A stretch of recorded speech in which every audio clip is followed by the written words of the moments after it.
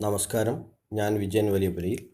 മഴമറയും തിരിനനയും കൃഷി പരമ്പരയിൽ നമ്മൾ 2 ജൈവ കീടനാശിനികൾ ഉപയോഗിച്ച് ചെടികളെ മിക്ക കീടങ്ങളിൽ നിന്നും എങ്ങനെ സംരക്ഷിക്കാമെന്ന് കഴിഞ്ഞ വീഡിയോയിൽ കണ്ടു.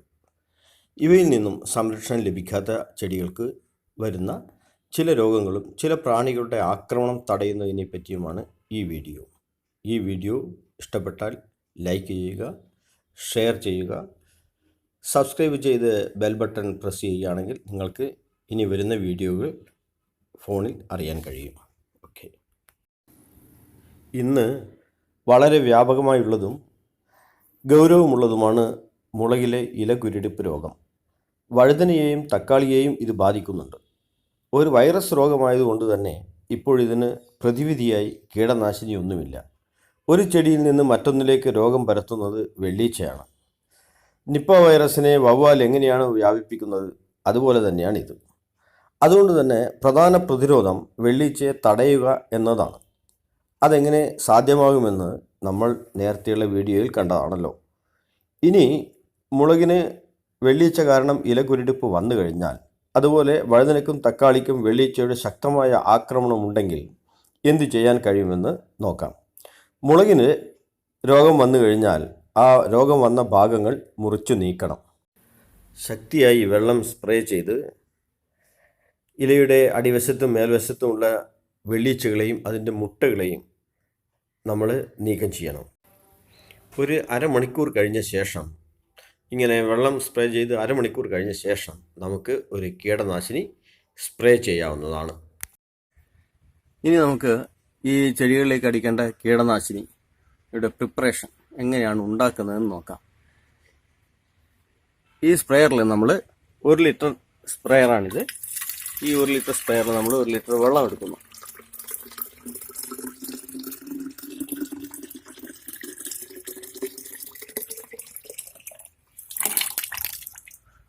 ഈ സ്പ്രേയറിൽ ഇതിൻ്റെ മാർക്കുള്ളത് കൊണ്ട് നമുക്ക് എളുപ്പത്തിൽ 1 ലിറ്റർ മനസ്സിലാക്കാൻ കഴിയും. ഇനി ഇതിലേക്ക് നമ്മൾ ജൈവ കീടനാശിനിയായ ബിവേറിയ 5 ml ഇതിലേക്ക് ചേർക്കും.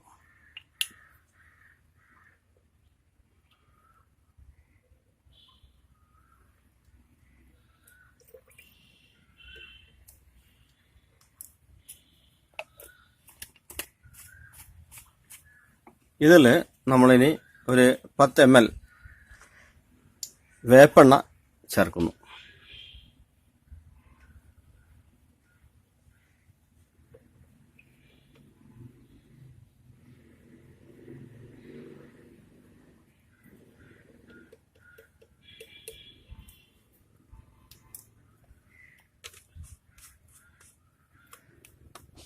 അടുത്തതായിട്ട് നമ്മൾ ഇതിലൊരു 10 ml സോപ്പ് ലായനി, ഓർഗാനിക് സോപ്പിൻ്റെ ലായനിയാണെങ്കിൽ അതായിരിക്കും ഏറ്റവും നല്ലത്. ഓർഗാനിക് സോപ്പ് ലായനി ഒരു 10 ml ഇതിൽ ചേർക്കും.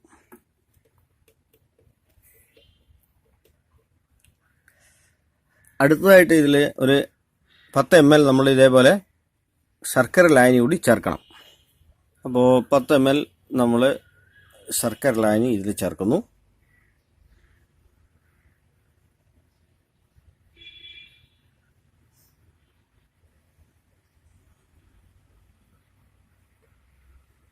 ഇത് നന്നായി ഒന്ന് മിക്സ് ചെയ്ത ശേഷം നമ്മൾ ചെടികൾക്ക് മേലെയും ഇലകളുടെ മേലെയും താഴെയും അടിച്ചു കൊടുക്കുകയാണ് ചെയ്യുന്നത്. നമ്മൾ അരമണിക്കൂർ മുമ്പ് വെള്ളം സ്പ്രേ ചെയ്ത വഴുതനങ്ങ ചെടിയുടെ ഇലകളാണിത്. നമ്മളിത് മേലെയും താഴെയും ഇത് സ്പ്രേ ചെയ്യാൻ പോവുകയാണ്, കീടനാശിനി സ്പ്രേ ചെയ്യാൻ പോവുകയാണ്. നമ്മൾ ഇതിൽ ഉപയോഗിച്ചിരിക്കുന്ന വേപ്പെണ്ണയും നല്ലൊരു കീടനാശിനിയാണ്. കൂടാതെ ചില കീടങ്ങൾ വേപ്പെണ്ണയിൽ ശ്വാസം കിട്ടാതെയും ചത്തുപോകും. നമ്മൾ ഉപയോഗിക്കുന്ന കീടനാശിനി ഫംഗസിനെ അടിസ്ഥാനമാക്കിയിട്ടുള്ളതാണ്, അതായത് മിത്രകുമിളാണ്. ശർക്കരയുടെ സാന്നിധ്യത്തിൽ ഇവ വളരെ വേഗം പെരുകി കോളനികളാവും. അതുകൊണ്ട് തന്നെ വളരെ വേഗത്തിൽ കീടങ്ങളെ നശിപ്പിക്കാനും കഴിയും. സോപ്പാണെങ്കിൽ ഈ കീടനാശിനികളെ ഇലയിൽ പറ്റി നിൽക്കാൻ സഹായിക്കുന്നതിന് പുറമെ മെഴുക് ആവരണങ്ങളുള്ള കീടങ്ങളുടെ മെഴുകിനെ അലിയിച്ച് കീടത്തെ നശിപ്പിക്കും. ഈ കീടനാശിനി പ്രയോഗം 3 ദിവസം ഇടവിട്ട് ആവർത്തിക്കണം. വെള്ളീച്ചയുടെ ആക്രമണം കൺട്രോളിലാകുന്നവരെ ഇത് തുടരാവുന്നതാണ്. ഒരു 2-3 തവണ ഇത് ചെയ്യുമ്പോഴേക്കും നമുക്ക് വെള്ളീച്ചയെ കൺട്രോൾ ചെയ്യാൻ കഴിയും. മുളകിനൊക്കെ പുതുതായിട്ട് വരുന്ന ഇലകൾ മിക്കവാറും രോഗമില്ലാത്തവയായിരിക്കും. വെള്ളീച്ചക്കെതിരെ മിക്കവരും സജസ്റ്റ് ചെയ്യാറുള്ളതാണ് മഞ്ഞക്കെണിയും ശർക്കരക്കെണിയും. മഞ്ഞക്കെണിയിൽ മഞ്ഞ നിറം വെള്ളീച്ചയെ ആകർഷിക്കാനാണ് ഉപയോഗിക്കുന്നത്. ചെടിയുടെ തളിരിലകളുടെ കൂട്ടമാണ് ഈ മഞ്ഞ നിറം എന്ന് വിചാരിച്ചാണ് വെള്ളീച്ചകൾ മഞ്ഞ നിറത്തിനടുത്തേക്ക് വരുന്നത്. ശർക്കരക്കെണിയിൽ പാളയംകോടൻ പഴവും ശർക്കരയും പാരസെറ്റമോളും മിക്സ് ചെയ്ത് വെച്ച് വെള്ളീച്ചയെ ആകർഷിക്കുന്നു. പക്ഷേ ഒരു 20-30 ഗ്രോ ബാഗുകളിൽ കൃഷി ചെയ്യുന്നവരെ സംബന്ധിച്ചിടത്തോളം ഈ കെണികൾ അത്ര പ്രയോജനകരമാണെന്ന് തോന്നുന്നില്ല. പടവലങ്ങയുടെയും മറ്റും ഇലകളിൽ കാണുന്ന പച്ചപ്പുഴുക്കൾ ജൈവ കീടനാശിനി കൊണ്ട് പെട്ടെന്ന് നശിക്കില്ല. ഒരു 3 ദിവസമെങ്കിലും നശിക്കാനെടുക്കും. അപ്പോഴേക്കും ഇവ കുറേ ഇലകൾ തിന്ന് തീർക്കും. അതുകൊണ്ട് കീടനാശിനി പ്രയോഗം തുടങ്ങുന്നതിന് മുമ്പ് ഇലകളിൽ പുഴുക്കൾ ഉണ്ടെങ്കിൽ അവയെ നീക്കം ചെയ്യുന്നത് നല്ലതായിരിക്കും. ഒരു ചെറിയ പിൻസർ ഉപയോഗിച്ചിട്ടോ അല്ലെങ്കിൽ കത്രികയുടെ അറ്റം ഉപയോഗിച്ചിട്ടോ നമുക്ക് ഇവയെ നീക്കം ചെയ്യാൻ കഴിയും. തുളസിക്കെണിയിൽ തുളസിയുടെ മണത്തിൽ ആകർഷിച്ചു വരുന്ന കായ്ച്ചയെ രാസ കീടനാശിനി ഉപയോഗിച്ച് നശിപ്പിക്കുകയാണ് ചെയ്യുന്നത്. ഇത്തരം കെണികൾ വലിയ തോട്ടങ്ങളിലൊക്കെ ഫലപ്രദമായേക്കാമെങ്കിലും 20-30 ഓളം ഗ്രോ ബാഗുകളിൽ കൃഷി ചെയ്യുന്ന നമ്മളെ സംബന്ധിച്ചിടത്തോളം വലിയ പ്രയോജനമൊന്നും ചെയ്യില്ല. മാത്രമല്ല വഴിയെ പോകുന്ന കായ്ച്ചയെ കൂടി നമ്മൾ തുളസിയുടെ മണം കാരണം തോട്ടത്തിലേക്ക് ആകർഷിക്കുകയായിരിക്കും ചെയ്യുന്നത്. ഫിറമോൺ ട്രാപ്പിൽ പെൺകായ്ച്ചയുണ്ടാക്കുന്ന പ്രത്യേകതരം ഗന്ധം കൃത്രിമമായി ഉണ്ടാക്കി ആൺകായ്ച്ചകളെ അവിടേക്ക് ആകർഷിച്ച് നശിപ്പിക്കുകയാണ് ചെയ്യുന്നത്. ഇതും വലിയ തോട്ടങ്ങളിൽ കായ്ച്ചയുടെ വംശവർദ്ധനവ് കുറയ്ക്കാൻ സഹായിച്ചെന്ന് വരും. മാത്രമല്ല കായ്ച്ചകളുടെ ആക്രമണം നേരിടുന്ന മറ്റ് ഫലങ്ങളെ സംരക്ഷിക്കാനും ഇത് ഉപകരിക്കും. പക്ഷേ നമ്മളുടെ കുറച്ച് പാവയ്ക്കയെ രക്ഷിക്കാൻ ഇത് അല്പം പോലും സഹായിക്കുമെന്ന് തോന്നുന്നില്ല. കാരണം നമ്മുടെ പാവയ്ക്കയെ ആക്രമിക്കുന്നത് പെൺകായ്ച്ചകളാണല്ലോ. കായ്ച്ചയ്ക്കെതിരെ പണ്ടേ നമ്മളുടെ നാട്ടിലുള്ളവർ ഉപയോഗിച്ചിരുന്ന തന്ത്രം തന്നെയാണ് ഇപ്പോഴും ഫലപ്രദം. പാവയ്ക്കയിലെ പെൺപൂക്കളുടെ ഇതളുകൾ വാടിത്തുടങ്ങുമ്പോൾ തന്നെ അവയ്ക്ക് കടലാസ് കൊണ്ട് ഒരു കവറിങ് കൊടുക്കുക. ഇങ്ങനെ കവർ ഉണ്ടാക്കുന്നത് എളുപ്പത്തിൽ എങ്ങനെ ചെയ്യാമെന്ന് നമുക്ക് നോക്കാം. അപ്പോൾ കായ്ച്ചയിൽ നിന്ന് നമ്മുടെ പാവയ്ക്കയെ സംരക്ഷിക്കാൻ നമുക്ക് അതിന് ചെറുതായിരിക്കുമ്പോൾ തന്നെ ഇതേപോലെ കവറുണ്ടാക്കിയിട്ട് സംരക്ഷണം നൽകണം. കവറുണ്ടാക്കാൻ നമുക്ക് ഇതേപോലെയുള്ള മാഗസിൻ്റെ നല്ല ഗ്ലോസി പേപ്പറുള്ള മാഗസിൻ്റെ ഒരു 5 പേജ് എടുത്തിട്ട് ഇതേപോലെ എടുത്ത് കട്ട് ചെയ്യുക.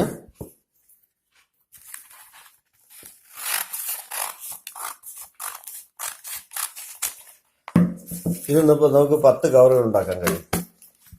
ഈ കവർ ഉണ്ടാക്കുന്നതിന് ആദ്യം നമ്മൾ ഇതേപോലെ മടക്കി ഒന്നിന് മേലെ മറ്റേത് കവർ ചെയ്യുന്ന തരത്തിൽ വെക്കണം. കാരണം നമുക്ക് പശ തേച്ചിട്ട് ഒട്ടിക്കേണ്ടതാണ്. ഇങ്ങനെ എടുത്ത ശേഷം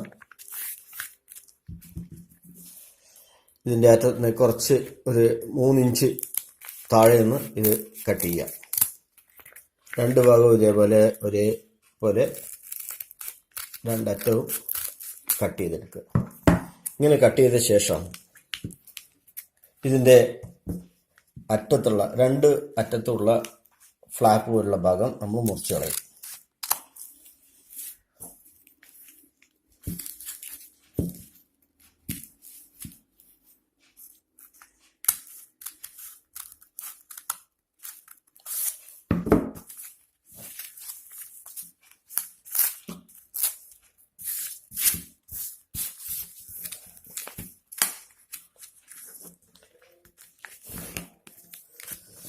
മുറിച്ചെടുത്ത ശേഷം നമ്മളിത് ഒരേ സമയം ഈ 10 കവറിൻ്റെ അറ്റം നമ്മൾ പശ തേച്ച് ഒട്ടിക്കും. അപ്പോൾ ഇതിനു വേണ്ടി ഒരു 10 രൂപയുടെ ഒരു ഫെവിക്കോൾ വാങ്ങുന്നത് നല്ലതാണ്. മാത്രമല്ല ഇത് കവറുണ്ടാക്കാൻ വേണ്ടി മാത്രമല്ല, പിന്നീട് നമുക്ക് പാവയ്ക്ക സംരക്ഷിക്കാൻ വേണ്ടി അവിടെ മടക്കി ഒട്ടിക്കാനും കൂടി നമുക്ക് കുറച്ച് ഗമ്മ് വേണ്ടി വരും, അപ്പോൾ പശ വേണ്ടി വരും. അപ്പോൾ ഇതേപോലെ ഒരു ഫെവിക്കോളിൻ്റെ ചെറിയ ബോട്ടിൽ ഉണ്ടാകുന്നത് നല്ലതാണ്.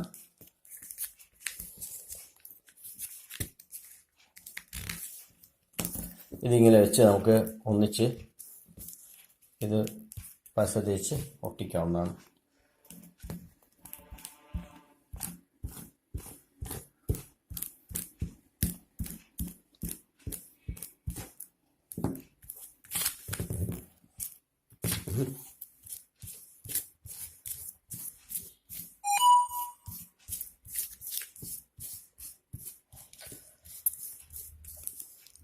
ഇങ്ങനെ ഒട്ടിച്ച് നമ്മളിപ്പം ഏകദേശം ഒരു 10ഓളം കവറുകൾ ഉണ്ടാക്കുന്നു.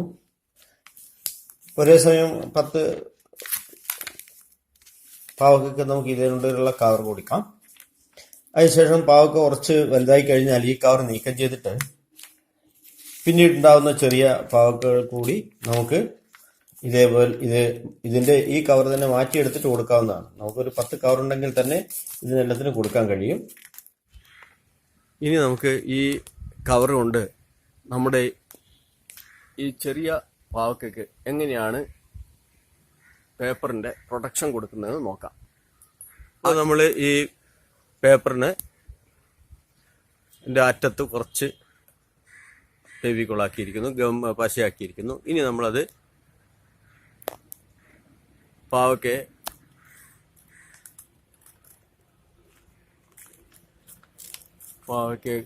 ഉള്ളിലേക്കാക്കി പേപ്പർ കൊണ്ട് ഒരറ്റത്ത് നമ്മൾ പശ വെച്ചിട്ടുണ്ട്. ആ പശ വെച്ചിട്ട് ഒരറ്റത്ത് മാത്രം ഒട്ടിച്ച് കുറച്ച് നേരം അങ്ങനെ വെച്ചോണ്ടിരുന്നു കഴിഞ്ഞാൽ അത് നന്നായിട്ട് ഒട്ടി നിൽക്കും. ഇങ്ങനെ ഒരു അറ്റം മാത്രം നമ്മൾ ചെയ്യുന്നതുകൊണ്ടുള്ള പ്രയോജനം, നമുക്ക് കുറച്ച് കഴിഞ്ഞാൽ ഈ പേപ്പർ വീണ്ടും വേറെ പാവയ്ക്കക്ക് കവർ ചെയ്യാൻ വേണ്ടിയിട്ട് ഉപയോഗിക്കാൻ കഴിയും. ഇത് നമ്മൾ നേരത്തെ കവർ ചെയ്ത് വെച്ചിരിക്കുന്ന ഒരു പാവയ്ക്കയാണ്. ഇപ്പോൾ അത് കുറച്ച് വലുതായി കഴിഞ്ഞു. ഇനി ഈ കവർ നമുക്ക് മാറ്റിയിട്ട് നമുക്ക് വേറെ പാവയ്ക്കക്ക് വേണ്ടി ഉപയോഗിക്കാം. ഈ കവർ ഇങ്ങനെ നമ്മളൊന്ന് എടുത്തു നോക്കാം.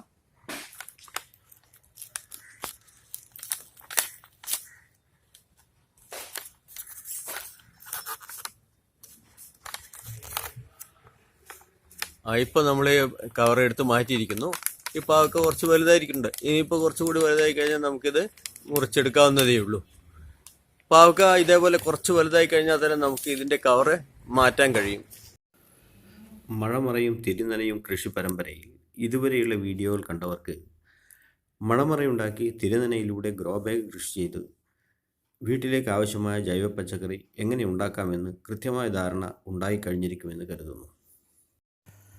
കൃഷിയെപ്പറ്റി ഒന്നും അറിയാത്തവർക്ക് പോലും വിജയകരമായി കൃഷി ചെയ്യാൻ എൻ്റെ ഈ വീഡിയോ പരമ്പര പ്രയോജനപ്പെട്ടിരിക്കണം. ഇനിയുള്ള വീഡിയോകൾ കൃഷിയിൽ വരുന്ന മറ്റ് പ്രശ്നങ്ങളെപ്പറ്റി ആയിരിക്കുന്നതാണ്. ഓക്കെ.